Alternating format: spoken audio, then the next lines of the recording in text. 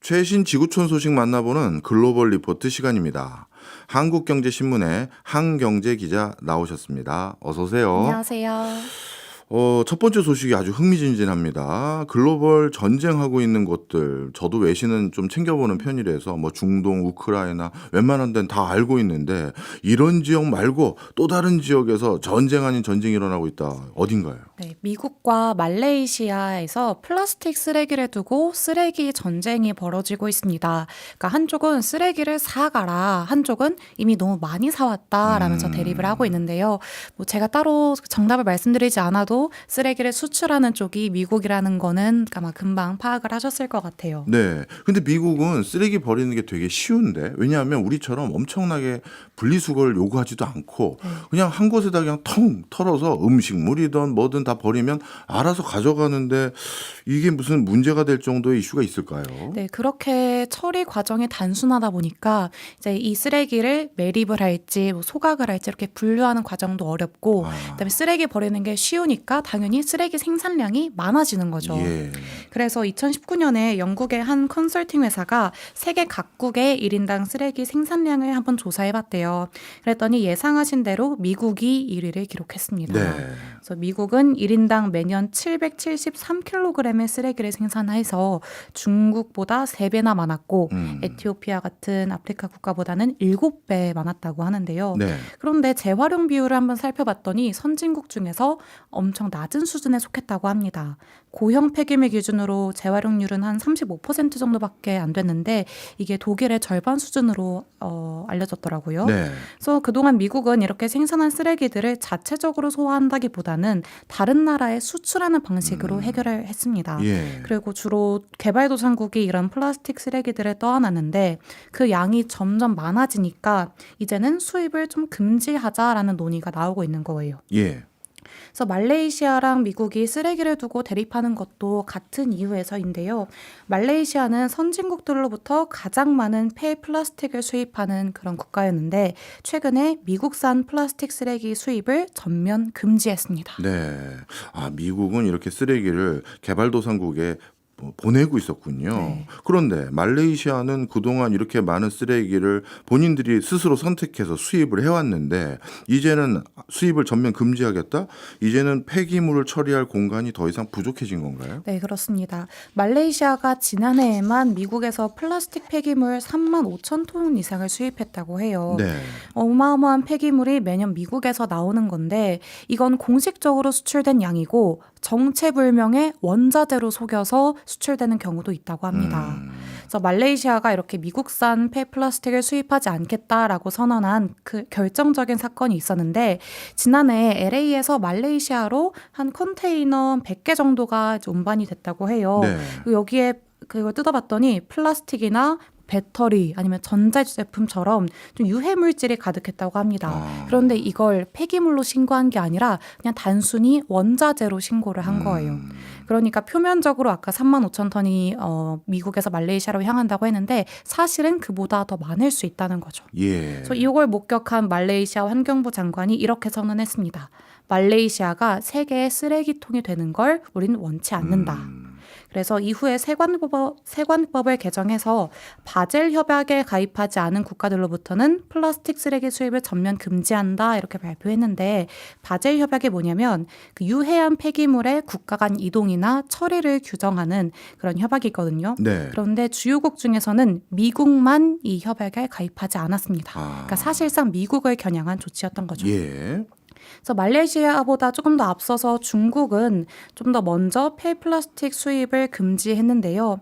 중국이 2000년대만 하더라도 전 세계의 폐지나 아니면 폐플라스틱을 수입하는 세계의 쓰레기장 역할을 했습니다. 네. 그런데 마찬가지로 이게 너무 많이 쌓이다 보니까 그리고 중국 내에서도 산업화 때문에 많은 쓰레기가 발생하다 보니까 2018년에야 비로소 플라스틱 수입을 금지한 거죠. 그래서 이 조치 이후에 세계 재활용업계는 큰 타격을 입었어요. 왜냐하면 세계의 쓰레기장 역할을 하던 중국이 문을 닫았으니까 그 쓰레기들은 동남아시아 국가로 흘러들어갔고 결국 말레이시아든 뭐 다른 국가든 쓰레기가 포화 상태가 됐다고 합니다. 아, 그렇군요. 말씀을 쭉 듣고 보니까 왜 말레이시아와 미국이 폐플라스틱을 가지고 전쟁 아닌 전쟁을 벌이게 된진 이해가 됐는데 네. 그런데 미국은 전 세계적으로 정밀 공정, 정밀 기계가 되게 발달한 나라인데 자체적으로 충분히 재활용할 수 있는 기술과 역량이 있을 것 같은데 안 하는 것도 궁금하고요. 네. 또 말레이시아는 이제 와서 저는 우리나라의 외국 선진국이 뭔가 쓰레기 버린다 그러면 기분부터 상할 것 같거든요. 그럼 지금까지는 왜 수입을 해온 거죠? 네, 좀 말씀을 드릴게요. 저도 이 내용을 좀 공부를 하면서 미국은 재활용을 하면 큰일 나는 국가인가라고 생각을 하긴 했었어요. 예. 그러니까 미국이 자국에서 배출되는 플라스틱의 10%도 재활용하지 못한다고 하더라고요. 그러니까 왜냐하면 이 플라스틱을 재활용하는 게 좀 까다롭기 때문이기도 한데 만약에 플라스틱 용기에 음식물처럼 오염물질이 묻거나 아니면 과자 봉지처럼 여러 성분이 섞여서 만들어진 플라스틱은 경제적으로 재활용하기가 어렵다고 합니다. 예. 그래서 재활용되는 건 극히 일부에 불과하고 나머지는 매립되거나 소각되거나 아니면 해외로 수출한다고 해요. 예. 물론 아까 말씀하신 것처럼 미국인들은 그런 분리수거를 잘 하지 않는 문화가 있다 보니까 애초에 좀 쉽게 쓰레기를 버리는 그런 문화도 한몫을 했겠죠. 그러면 아예 플라스틱 배출량을 줄이는 방법도 있을 거잖아요. 예. 그래서 최근에는 이 생산자에게 좀 책임의식을 가져라라고 하는 그런 논의가 활발하게 진행되고 있습니다. 그래서 네슬레나 코카콜라 같은 식품 기업들은 제품에 더 많은 재활용 소재를 사용하겠다 이렇게 약속을 했고요. 또 일리노이주에서는 최근 대형 호텔에서 일회용 어메니티를 제공하는 걸 금지했다고 해요. 예. 우리나라도 호텔들 최근에 가보셨으면 좀 재활용 용기에 담겨 있는 어메니티들을 보셨을 텐데 네. 일리노이주에서도 그게 시행이 됐고 또 델라웨어주에서는 식당에서 스티로폼 용기 제공하는 것을 금지했다고 합니다. 그리고 플라스틱 빨대는 고객이 요청할 때만 제공을 하라 이렇게 법으로 규정을 했어요. 네. 그래서 아마 우리나라처럼 종이 빨대가 보급되지 않을까 싶습니다. 네. 쓰레기에 대한 미국의 입장은 이제 이해를 했고요. 네. 개도국들이 쓰레기를 수입하는 이유는 뭡니까? 네, 그러니까 말레이시아는 왜 처음에 쓰레기를 수입하기 시작했느냐. 예. 플라스틱 쓰레기가 잘 처리만 하면 새로운 제품을 만드는 원료가 되기 때문인데요. 그러니까 개도국으로 수입되는 이 플라스틱이 좋은 원료로서 기능을 해준다면 개도국 경제에 새로운 가치를 창출해주는 거죠. 그래서 플라스틱을 재활용하려면 비슷한 소재끼리 선별하기도 해야 되고요. 또 분류를 해서 세척까지 하는 작업이 필요한데 예. 이걸 기계로 하기는 조금 어렵고 사람의 손으로 한다고 합니다. 그러면 미국은 인건비가 비싸니까 그렇네요. 굳이 쓰레기에 부가가치를 더하는 작업에 사람을 많이 쓸 수 없는데 네. 말레이시아 같은 개도국에서는 인건비가 저렴하니까 이렇게 플라스틱 쓰레기를 재가공해서 재생 플라스틱을 만드는 사업이 수익성이 꽤나 있는 거죠. 아, 그렇군요. 어찌 보면 그냥 미국이 외국에 쓰레기 던지기 한 게 아니라 그 나라에선 그걸 다시 활용할 수 있는 여지도 있다라고 어떻게 보면 명분도 있긴 했겠네요. 네, 그렇습니다. 네. 그래서 말레이시아에서 폐플라스틱 금지를 발표했을 때 네. 오히려 말레이시아 현지의 그런 재활용 업계에서는 일종의 반발이 있었다고 해요. 그러니까 오염된 플라스틱 수입하는 거 금지하는 거 좋은데 그래도 오염이 없는 플라스틱에 한해서는 수입을 허용해달라. 그래야 우리도 이걸 가공해서 재생 플라스틱도 만들고 사업을 영위하지 않겠냐라는 그런 반발이 있었다고 합니다. 예.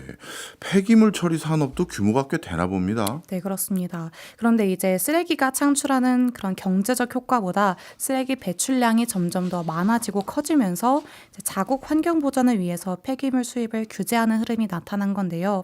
중국이나 말레이시아 이외에도 태국과 인도네시아까지 이 흐름에 동참을 했다고 합니다. 그러니까 사실 우리가 열심히 분리수거를 해서 플라스틱끼리 모아놔도 대다수는 일반 쓰레기로 처리된다고 해요. 그래서 재활용되기 위한 요건이 아까 말씀드렸듯이 좀 복잡하다고 했잖아요. 그래서 뉴욕타임즈가 선진국 국민들의 이러한 분리수거를 두고 한 가지 지적을 했는데 이건 희망적인 재활용일 뿐이다. 그러니까 사실 선진국 국민들은 자기가 분리수거한 그런 플라스틱이 재활용된다고 믿을 뿐이지 그것이 실제로 높은 확률로 사용되기는 어렵다 이렇게 지적을 했습니다. 네. 그래서 비슷한 예시로 의류 폐기물도 있는데요. 우리가 헌옷 수거함에 안 입는 옷을 넣으면 네. 이게 어디 아름다운 가게에 가든 아니면 부르이웃에게 가든 네. 아니면 아프리카의 그런 국가들에 가든 재활용될 것이라고 생각을 하는데 아닌가요? 실상은 우리가 이제 헌옷들 중에 87%가 쓰레기로 이제 처리된다고 해요. 예. 그러니까 재활용률이 10% 남짓인 거죠. 예.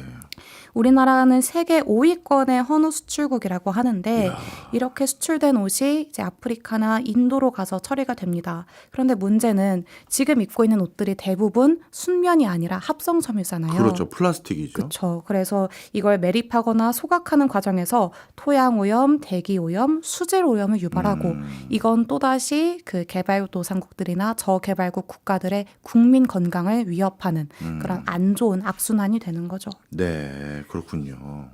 그래서 뭔가 편의는 선진국이 누리고 또 처리는 개발도상국이 맡는 이러한 구조를 아마 반성적인 시각으로 볼 필요가 있다 이렇게 봅니다. 네, 진짜 어떻게 보면 아프리카 국민들 또는 기타 지역의 저개발 국가들의 국민들이 쓰레기를 다 떠안고 있는 구조가 지금 지구 생태계의 모습이었네요. 알겠습니다. 이번에는 티벳 얘기로 넘어가 보도록 하겠습니다. 중국이 티벳을 강제 합병한 지 벌써 한 70년 가까이 됐는데 중국 정부가 이제는 사상 교육까지 하고 있다. 그 얘기네요. 네, 그렇습니다. 티베트라는 그 자치구에 대해서 조금 설명을 드리자면 평균 해발고도 4,900m가 되는 그런 고지대에서 티베트 불교의 정신적인 스승인 달라이 라마를 지도자로 삼아서 오랫동안 독립국가로 존재해 왔습니다. 달라이 라마라는 이 존재는 전생의 기억을 이어받아서 다시 태어난다고 믿는 그런 환생의 전통에 기반한 지도자인데요. 이러한 종교적 권위가 티베트의 정체성과 독립의식을 상징하는 중심축이기도 합니다. 근데 이러다가 1951년에 중국이 티베트의 이제 군대를 동원해서 침공을 했고 네. 결국 강제 합병이 됐어요. 지금은 중국의 자치구로 편입이 됐습니다. 하지만 여전히 독립 시도를 많이 하고 있고 또 독립을 열망하는 지역이기도 해요. 예. 그러면 중국 중앙정부 입장에서는 티베트의 영토뿐만이 아니라 사람들까지 철저히 중국화해야 하는 과제를 안고 있잖아요. 그래서 선택한 방식이 아주 어린아이들을 겨냥한 사상교육입니다. 네. 사실 중국이 사상교육을 시작한 건 한 20년 정도 됐습니다. 네. 20년 넘게 티베트 어린이들을 국가가 운영하는 기숙학교를 보내서 공산당에 대한 충성심을 기르고 또 티베트 문화를 자연스럽게 소멸시키려고 했는데 예. 이게 잘 안 된 거예요. 예. 여전히 그런 독립의식이 있고 그렇기 때문에 기대만큼 효과가 없어서 최근에는 교육을 시작하는 연령을 획기적으로 낮췄습니다. 언제 시작하나요? 4살짜리 아동부터 가정과 분리시켜서 수억 달러를 들여 이런 기숙시설을 건설하고 있다고 해요. 아니 4살짜리 아이를 가족과 떨어뜨려서 기숙학교에서 공산당 중심의 교육을 제공한다. 이거예요? 네, 그렇습니다. 현재 일부 학교에서 시범적으로 기숙형 교육이 진행되고 있는데요. 하루 일과를 좀 설명드리자면 9시부터 5시까지 수업을 들어요. 예. 그리고 집에는 주말에만 갈 수 있도록 합니다. 그러니까 겉으로 보기에는 이 수업의 내용들이 되게 다채롭습니다. 놀이도 하고 만들기도 하고 노래 수업도 하고요. 그런데 그 기저에는 공산당과 중국에 대한 찬양이 깔려 있다고 합니다. 그래서 뭐 나는 중국 어린이입니다. 나는 만다리너로 말하는 걸 좋아합니다. 이런 표어를 노출시키기도 하고요. 네. 또 매일 만다리너 문장을 한 문장씩 외우도록 한다거나 아니면 티베트 역사는 중국 덕분에 발전할 수 있었다. 이렇게 역사 왜곡을 하기도 한다고 해요. 그리고 아이들이 입고 있는 옷과 신발, 이 모든 건 공산당 덕분에 여러분들이 누릴 수 있는 것입니다. 라고 교육하는 등 네. 이렇게 공산당 중심의 사상을 주입을 하는 거죠. 예. 유치원을 졸업하고 나서는 어떻게 되느냐. 네.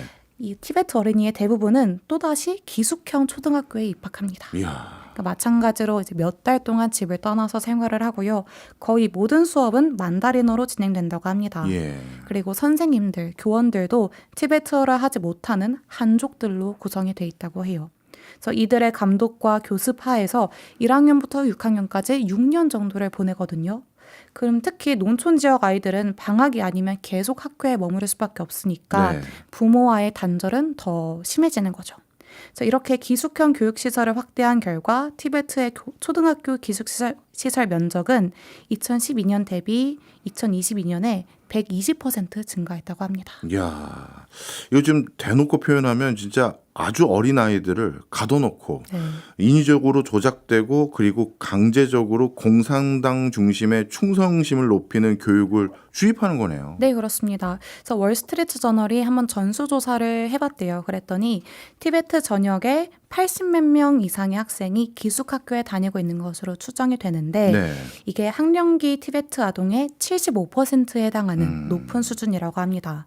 그리고 티베트 자치구의 유치원 취학률은 10년 전 52%에서 현재 90%를 넘었다고 하니까 네. 지금은 대다수의 아이들이 유치원부터 기숙 생활을 하는 거죠. 예. 여기에는 시진핑 중국 국가주석의 명령이 있었는데요. 시 주석이 이런 말을 했습니다. 붉은 유전자가 티베트 아이들의 피에 스며들고 가슴에 배어들도록 해야 한다. 이 붉은 유전자란 결국 이제 공산당의 그런 사상인 거겠죠. 예. 그래서 티베트의 전통과 언어, 정체성을 약화시키고 한족과 같은 사상을 갖도록 교육을 하는 건데요.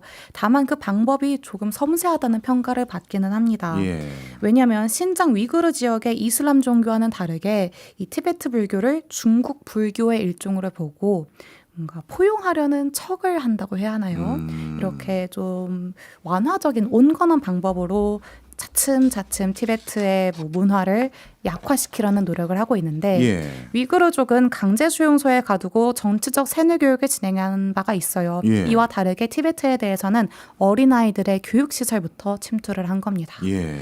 아마 그 달라이 라마를 탄압한 중국 정부에 대한 국제사회의 비판도 좀 영향이 있었을 것 같고 또 달라이 라마가 노벨 평화상까지 수상을 했잖아요. 예. 그렇다 보니까 중국이 보다 교묘한 전략을 택한 게 아닌가 싶습니다. 네.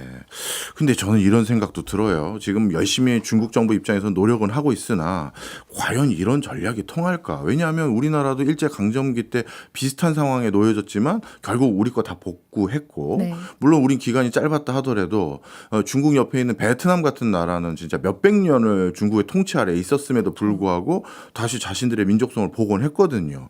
이게 통할까요? 티베트 사람들 입장에서는 말씀하신 그 예시처럼 자신들도 자신의 뭐 언어와 문화를 네. 지키기를 원하겠죠. 예. 그런데 교육의 힘은 생각보다 강력했습니다. 그 월스트리트 저널이 이렇게 어린 학생들을 대상으로 한 치밀한 교육은 티베트인 사이에 균열을 내고 있다라고 평가를 했는데요. 예. 그러니까 어려서부터 학교에 아예 그 기숙하면서 생활을 하다 보니까 부모 세대와의 단절이 더 심화됐다는 겁니다. 네.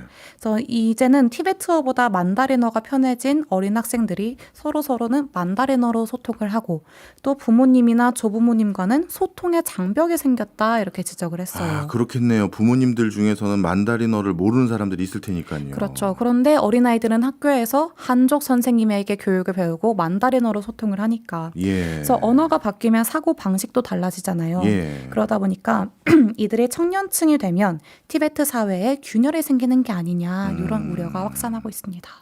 그러니까 중국 정부가 단순하게 문화 말살이 아니라 언어와 정체성을 선택적으로 제거하는 그런 동화 정책을 펼치고 있는 건데요. 네. 티베트의 종교 지도자 달라이 라마의 후계자를 선택할 때가 왔는데 예. 이 후계자도 중국 내에서 찾아야 한다. 그리고 중앙정부의 승인도 받아야 한다. 이렇게 주장을 하고 있어요. 그러니까 티베트에 대한 통제 의지를 더욱 강하게 드러내는 상황에서 네. 이 중국 정부의 티베트 어린이들에 대한 교육은 어떻게 될지 한번 지켜봐야겠습니다. 네. 이렇게 지역을 통제하는 목소리가 더 높아지는 건 그만큼 지금 중앙의 권력이라든가 중앙이 미래에 대한 자신감이 결여되어 있을 때 이렇게 또 더 강제적인 조치가 있는 것 같은데 네, 맞습니다. 어떻게 전개될지 참 궁금해지네요. 마지막으로 일본으로 가보겠습니다. 일본에서는 여성들이 성씨 되찾기 운동을 하고 있다? 이건 또 무슨 소식인가요? 네, 일본은 우리나라와 다르게 결혼을 하면 부부가 같은 성을 써야 된다라는 법이 있습니다. 예. 그래서 대부분은 남편의 성을 따라요. 뭐 법적으로 이제 부부 동성 제도다 보니까 남편이 아내 성을 따라도 되기는 하는데 아무래도 일본이 남성 중심 사회이다 보니까 약 95%는 남편 쪽의 성을 따른다고 합니다. 예. 그러니까 예를 들어서 제가 만약에 김씨 성을 가진 사람과 결혼을 했으면 이제는 저를 소개할 때 한국경제신문에 김경재 기자라고 소개를 해주셔야 되는 거예요. 예. 그리고 저는 회사 명함도 새로 만들어야 되고요. 은행 예금주 성명도 바꿔야 되죠. 그리고 제가 만나는 취재원들에게도 제가 결혼을 해서요. 이제는 김경재가 됐습니다라고 소개를 해야 됩니다. 그렇네요. 그러니까 상당히 귀찮은 작업이에요. 그렇죠. 근데 이렇게 부부가 만나서 부부의 연을 끝까지 이어간다면 모르겠습니다만 만약에 이혼을 한 경우에는 상황이 한 번 더 복잡해지는 겁니다. 다시 그럼 한경제가 되는 거예요? 네, 저는 아. 다시 한경제로 돌아가야 되고요. 그리고 주변 사람들에게도 어쩔 수 없이 이혼 소식을 알리면서 다시 나를 한경제로 불러주세요라고 이제 요청을 해야 되는 거죠. 그렇네요. 그래서 결혼 후에 부부가 같은 성을 써야 된다라는 이 법이 굉장히 많은 사회적 비용을 치르게 한다라는 비판을 받고 있습니다. 네. 그럼 일본에서는 언제부터 부부가 같은 성을 쓰는 게 법으로 제정된 겁니까? 100년 이상 된 긴 역사입니다. 꽤 오래됐네요. 네, 1868년 메이지 유신이 일어났잖아요. 예. 그 이후에 1898년 민법을 제정했는데 그 당시에 독일 민법을 참고했다고 해요. 그래서 집안을 대표하는 사람, 우리가 호주라고 부르는 네. 호주 중심의 제도를 많이 만들었습니다. 그래서 결혼을 하면 여성은 당연히 남성의 집안에 편입되는 구조였고 그렇기 때문에 성을 바꾸는 것도 당연시 됐거든요. 예. 근데 이후로 100년이 넘는 시간이 지났잖아요. 현재 결혼과 동시에 부부가 같은 성을 쓰도록 하는 나라는 OECD 국가 중에서 일본밖에 남지 않았습니다. 네. 그러니까 다른 국가들은 관행적으로 그걸 따를 뿐이지 일본은 법으로 정해져 있으니까 그래서 이 법을 좀 개정해달라는 목소리가 1990년대부터 있었는데요. 그런데 이 부부의 성을 따로 쓰자고 주장하는 게 네. 번번이 이제 일본의 보수적인 문화에 막혔습니다. 예. 그 여태까지 그 별성제도, 부부가 다른 성을 쓰도록 하자라는 별성제도가 입법을 했던 그런 시도가 있었지만 그 일본의 그 보수적인 자민당 지지층의 협조가 필요한데 네. 그게 번번이 막힌 거죠. 왜냐하면 그 보수적인 그 자민당 중에서는 부부가 각자의 성을 쓰는 걸 찬성하는 비율이 절반도 안 된다고 해요. 예. 그리고 좀 더 오른쪽 일부 극우 단체에서는 부부가 각자 성을 쓰는 건 공산주의적이다라고 강하게 반발한다고 합니다. 그래서 지난해 말에 일본 우파 성향의 신문 산케이 신문이 아이들에게 물어봤대요. 만약에 가족 구성원이 서로 다른 성씨를 쓰면 어떨 것 같아요? 즉 엄마와 아빠가 다른 성씨를 쓰면 어떨 것 같아요? 라고 물어봤더니 49%가 싫을 것 같다라고 대답을 했다고 합니다. 그렇군요. 어찌 보면 이제 메이지 유신 이후 인위적으로 도입했던 제도가 이제 문화 또는 관습으로 정착된 것 같으니까 이제 일본 사회에서 이 법 개정하려면 문화를 다시 바꿔야 되는 일로 바뀌어버렸네요. 네, 그렇습니다. 그러니까 법을 바꾸는 것이 뭐 이것도 어렵긴 하겠지만 그보다는 사람들 그 머릿속에 있는 예. 그 관습을 바꾸는 게 더 힘든 거죠. 그래서 일부에서는 이 관습을 뛰어넘고자 하는 시도가 곳곳에서 관찰되고 있는데요. 특히 여성들의 사회 진출이 확대되면서 관행에 대한 반발이 있긴 합니다. 그래서 이들의 주장 중에 하나는 지금과 같이 결혼한 다음에 나의 성을 바꿔야 한다면 희귀성은 다 사라지지 않겠냐라는 거예요.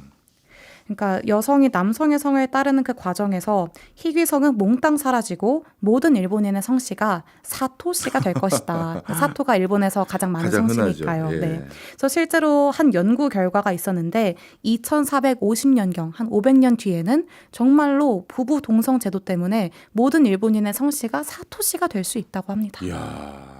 그럼 어떻게 보면 앞으로는 사토시는 일본인을 지칭하는 용어처럼 될 수도 있었겠네요. 맞습니다. 참 오늘 여러 나라들의 많은 소식들 배우면서 참 세상 사는 모습들은 다 다르구나라는 생각도 또 한 번 들게 됩니다.